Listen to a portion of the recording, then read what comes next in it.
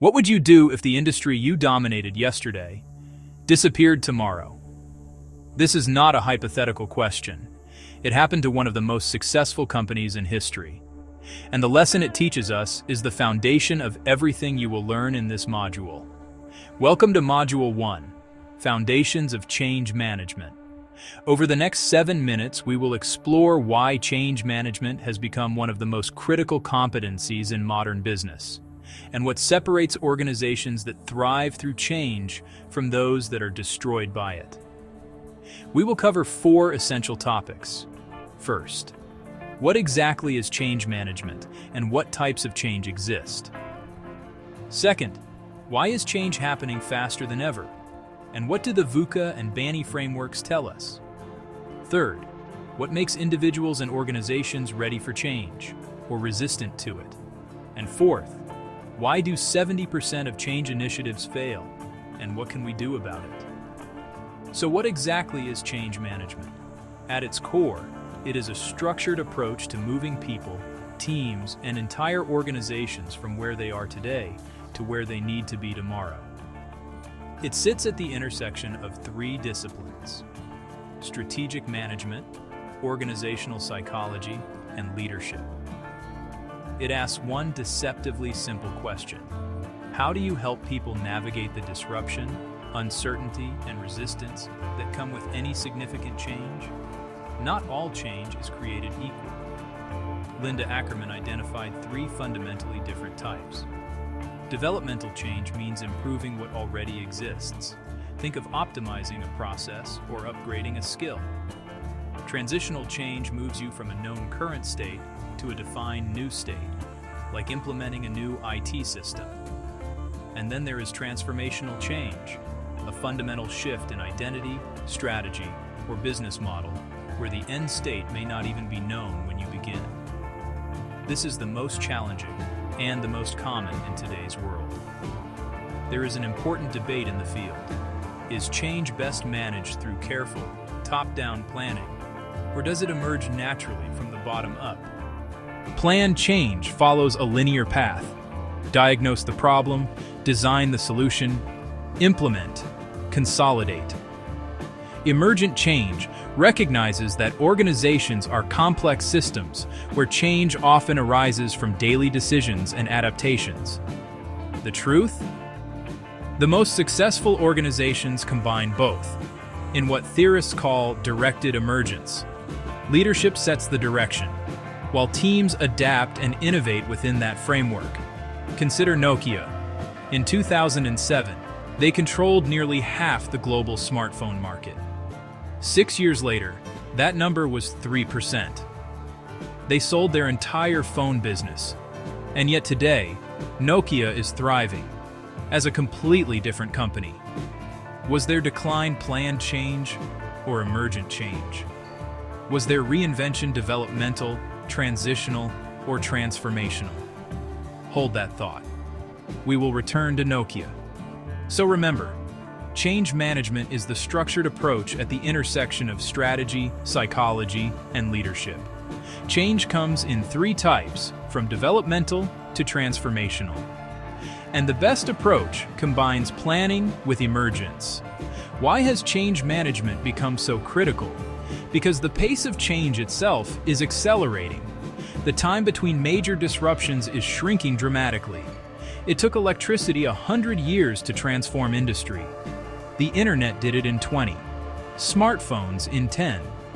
Artificial intelligence is reshaping entire sectors in just 2 or 3 years. Organizations that cannot adapt at this speed do not survive. To make sense of this environment, we use the VUCA framework, introduced by the U.S. Army War College. V stands for volatility. Markets shift with unprecedented speed. Think of Nokia losing 46 percentage points of market share in just 7 years. U is uncertainty. We simply cannot predict what comes next. When the iPhone launched, nobody knew apps would become the dominant business model. C means complexity. Everything is interconnected. A disruption in one part of the system cascades unpredictably. And A is ambiguity. The same information can be interpreted in completely different ways. Was the iPhone a luxury toy or a paradigm shift? Nokia's leaders genuinely could not tell. In 2020, futurist James Cassio argued that even VUCA no longer captures what we are experiencing. He proposed BANI. B is for brittle, systems that look strong but shatter without warning, like Nokia's market dominance. A stands for anxious, a constant low-level dread that paralyzes decision-making. N is non-linear. Small causes can trigger massive effects, and vice versa. The App Store did not grow linearly. It created exponential network effects that made the iPhone more valuable with every single new app. And I is incomprehensible. The sheer complexity of modern systems exceeds our ability to understand them. 5 forces are driving change across every industry: digital transformation, AI, cloud, platforms, globalization, cross-border markets and multicultural teams, demographic shifts, Generation Z entering the workforce, aging populations, regulation, ESG, data privacy, sustainability mandates, and competitive pressure, where disruptors can appear from anywhere, at any time. The world is VUCA and BANI. Change is accelerating, and 5 powerful forces make change management not just useful, but essential. Even the best change strategy will fail if people are not ready for it. Change readiness is the degree to which individuals and organizations are cognitively, emotionally, and behaviorally prepared to embrace change. Without it, resistance is inevitable. Readiness operates on 2 levels. Individual readiness depends on 3 factors. Do I believe I can adapt? This is self-efficacy. Am I willing to commit to this change? That is change commitment. And will this change benefit or harm me personally? That is personal valence. Organizational readiness depends on leadership support, available resources, how open the culture is to new ideas, and whether past changes were positive or negative experiences. This brings us to one of the most powerful models in change management, the zone model. The zone. At the center is your comfort zone, the space of familiar routines and predictable outcomes. It feels safe, but it offers no growth. Beyond it lies the growth zone, where challenges stretch you just enough to learn and develop. This is where change management wants you to be. But push too far, and you enter the panic zone. Here, the demands overwhelm your capacity to cope. Learning shuts down, anxiety takes over, resistance hardens. This is exactly what happened at Nokia when the burning platform memo pushed employees past growth and straight into panic. Research consistently identifies 5 factors that build readiness. Trust in leadership. Do your people believe in you? Communication quality. Are you explaining the why, not just the what? Early involvement. Are people part of the design, not just the recipients? Prior experience. Have past changes been positive? And perceived justice. Do people believe the process is fair? Readiness is the foundation. Individual and organizational. Target the growth zone. And build readiness through trust, communication, involvement, experience, and fairness. Here is the sobering reality. Approximately 70% of change initiatives fail to achieve their intended objectives. That is not an opinion. It comes from McKinsey and Proshi, who studied over 10,000 change projects across 20 years. But here is the hopeful counterpoint. Projects with excellent change management are 6 times more likely to succeed. 6 times. Change management is not a nice to have. It is the difference between success and failure. Proshi's research identifies 7 critical success factors. Number 1, and the single strongest predictor, is executive sponsorship. Active, visible leadership support from the very top. Number 2, a clear and compelling vision that tells people where you are going and why. 3, systematic stakeholder engagement. 4, a robust multi-channel communication strategy. 5, a structured methodology, not ad H. Was würden Sie tun, wenn die Branche, die Sie gestern noch dominiert haben, morgen verschwinden würde? Das ist keine hypothetische Frage. Es ist einem der erfolgreichsten Unternehmen der Geschichte passiert. Und die Lektion, die es uns lehrt, ist das Fundament von allem, was Sie in diesem Modul lernen werden. Willkommen zu Modul 1. Grundlagen des Change Managements. In den nächsten 7 Minuten werden wir erkunden, warum Change Management zu einer der wichtigsten Kompetenzen in der modernen Wirtschaft geworden ist und was Organisationen, die durch Wandel wachsen, von jenen unterscheidet, die daran zerbrechen. Wir werden 4 wesentliche Themen behandeln. Erstens, was genau ist Change Management und welche Arten von Veränderung gibt es? Zweitens, warum findet Wandel schneller statt als je zuvor? Und was sagen uns die VUCA und BANI Frameworks? Drittens, was macht Individuen und Organisationen bereit für Veränderung oder widerständig dagegen? Und viertens, warum scheitern 70% aller Veränderungsinitiativen und was können wir dagegen tun? Was genau ist also Change Management? Im Kern ist es ein strukturierter Ansatz, um Menschen, Teams und ganze Organisationen von dort, wo sie heute stehen, dorthin zu bewegen, wo sie morgen sein müssen. Es befindet sich an der Schnittstelle von 3 Disziplinen: strategischem Management, Organisationspsychologie und Führungslehre. Es stellt eine täuschend einfache Frage: Wie helfen Sie Menschen, die Disruption, Unsicherheit und den Widerstand zu bewältigen, die mit jeder bedeutenden Veränderung einhergehen? Nicht jede Veränderung ist gleich. Linda Ackerman identifizierte 3 grundlegend verschiedene Typen. Entwicklungsorientierter Wandel bedeutet, Bestehendes zu verbessern. Übergangswandel bewegt sie von einem bekannten Zustand zu einem definierten, neuen Zustand. Und dann gibt es den transformationalen Wandel. Eine fundamentale Verschiebung der Identität, Strategie oder des Geschäftsmodells, bei der der Zielzustand zu Beginn möglicherweise gar nicht bekannt ist.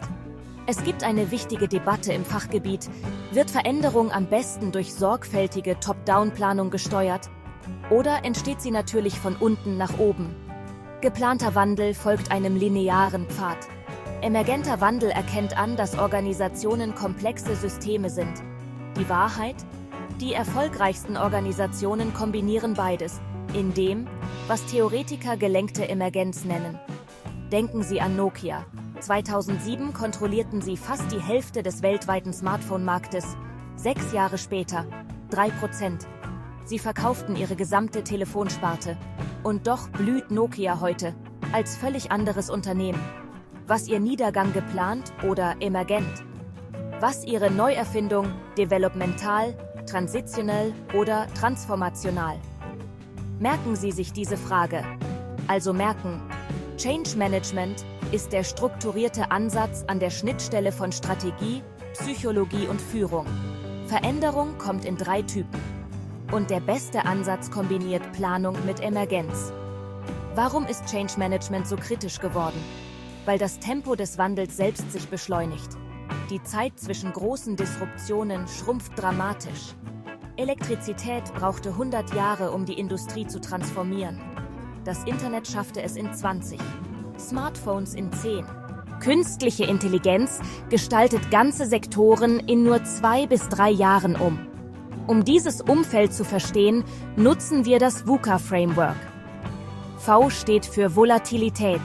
Märkte verschieben sich mit beispielloser Geschwindigkeit. U ist Unsicherheit. Wir können einfach nicht vorhersagen, was als nächstes kommt. C bedeutet Komplexität. Alles ist miteinander vernetzt. Und A ist Ambiguität. Dieselbe Information kann völlig unterschiedlich interpretiert werden. 2020 argumentierte Futurist James Cascio, dass selbst VUCA nicht mehr erfasst, was wir erleben. Er schlug BANI vor. B steht für Brüchigkeit. Systeme, die stark aussehen, aber ohne Warnung zerbrechen. A für Ängstlichkeit. N für Nichtlinearität. Kleine Ursachen können massive Wirkungen auslösen. Und I für Unverständlichkeit. Die Komplexität moderner Systeme übersteigt unsere Fähigkeit, sie zu verstehen. 5 Kräfte treiben den Wandel in jeder Branche. Digitale Transformation, Globalisierung, demografischer Wandel, Regulierung und Wettbewerbsdruck, wo Disruptoren jederzeit und überall auftauchen können. Die Welt ist VUCA und BANI. Wandel beschleunigt sich. 5 mächtige Kräfte machen Change Management unverzichtbar. Selbst die beste Change-Strategie scheitert, wenn die Menschen nicht bereit sind. Veränderungsbereitschaft ist der Grad, in dem Individuen und Organisationen kognitiv, emotional und verhaltensbezogen darauf vorbereitet sind, Veränderung anzunehmen. Readiness operiert auf 2 Ebenen. Individuelle Readiness hängt von 3 Faktoren ab: Selbstwirksamkeit, Veränderungscommitment und persönliche Valenz.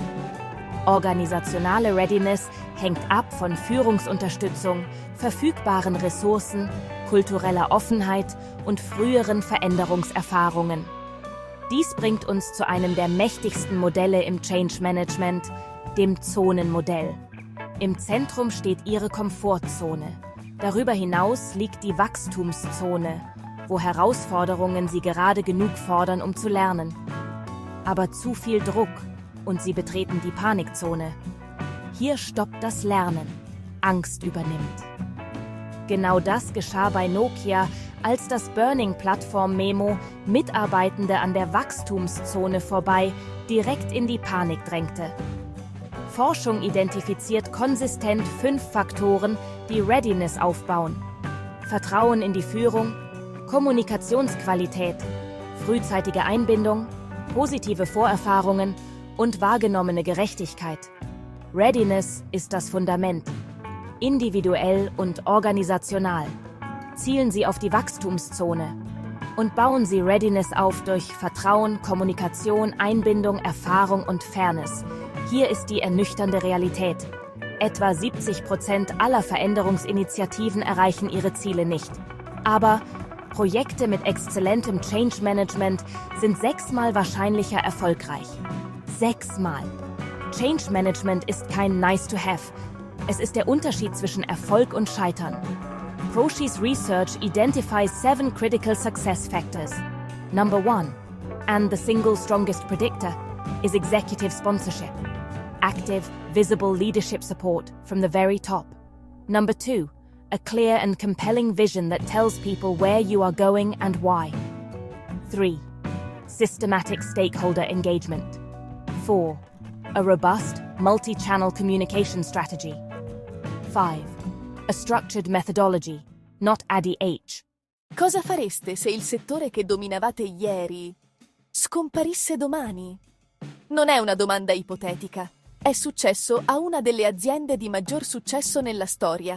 E la lezione che ci insegna è il fondamento di tutto ciò che imparerete in questo modulo.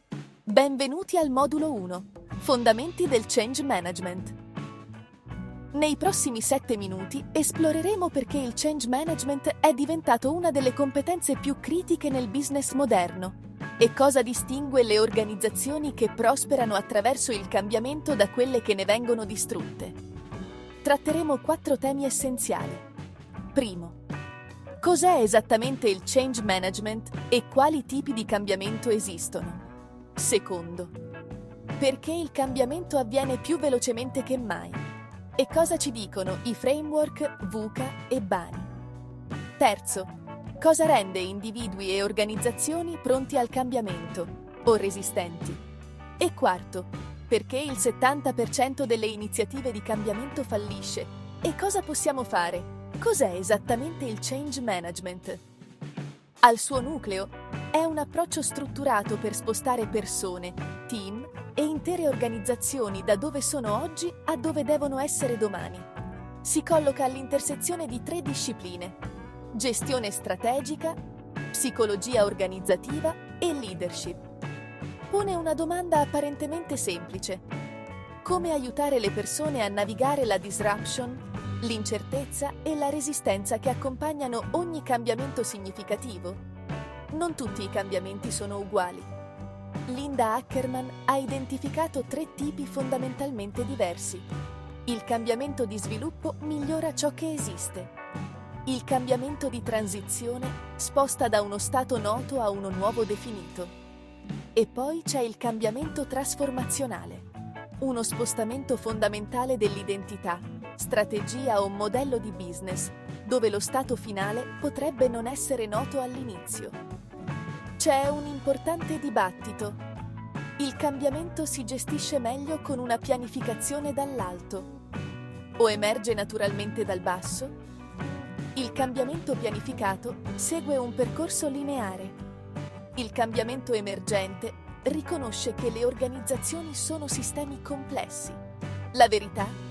Le organizzazioni di maggior successo combinano entrambi, in quella che i teorici chiamano emergenza guidata. Pensate a Nokia. Nel 2007 controllavano quasi la metà del mercato smartphone globale. 6 anni dopo, 3%, hanno venduto l'intera divisione telefoni. Eppure oggi Nokia prospera, come un'azienda completamente diversa. Il loro declino era pianificato o emergente? Tenete a mente questa domanda. Ricordate, il change management è l'approccio strutturato all'intersezione di strategia, psicologia e leadership. Il cambiamento ha 3 tipi e l'approccio migliore combina pianificazione con emergenza. Perché il change management è diventato così critico? Perché il ritmo del cambiamento stesso sta accelerando. Il tempo tra le grandi disruption si sta riducendo drammaticamente. L'elettricità ha impiegato 100 anni per trasformare l'industria. Internet ci è riuscito in 20, gli smartphone in 10. L'intelligenza artificiale sta rimodellando interi settori in soli 2 o 3 anni. Per dare senso a questo ambiente usiamo il framework VUCA. V sta per volatilità. I mercati si spostano con velocità senza precedenti. U è incertezza. Semplicemente non possiamo prevedere cosa verrà dopo. C significa complessità. Tutto è interconnesso. E A è ambiguità. Le stesse informazioni possono essere interpretate in modi completamente diversi. Nel 2020, il futurista Jamais Cascio sostenne che persino VUCA non cattura più ciò che stiamo vivendo. Propose BANI. B è fragilità. Sistemi che sembrano forti ma si frantumano senza preavviso. A è ansietà. N è non linearità. Piccole cause possono innescare effetti enormi. E I è incomprensibilità. 5 forze guidano il cambiamento in ogni settore. Trasformazione digitale, globalizzazione, cambiamenti demografici, regolamentazione e pressione competitiva. Il mondo è VUCA e BANI. Il cambiamento accelera e 5 forze potenti rendono il change management essenziale. Anche la migliore strategia di cambiamento fallirà se le persone non sono pronte. La change readiness è il grado in cui individui e organizzazioni sono preparati cognitivamente, emotivamente e comportamentalmente. La readiness opera su 2 livelli. Quella individuale dipende da 3 fattori: autoefficacia, impegno al cambiamento e valenza personale. Quella organizzativa dipende dal supporto della leadership, dalle risorse disponibili, dall'apertura culturale e dalle esperienze pregresse.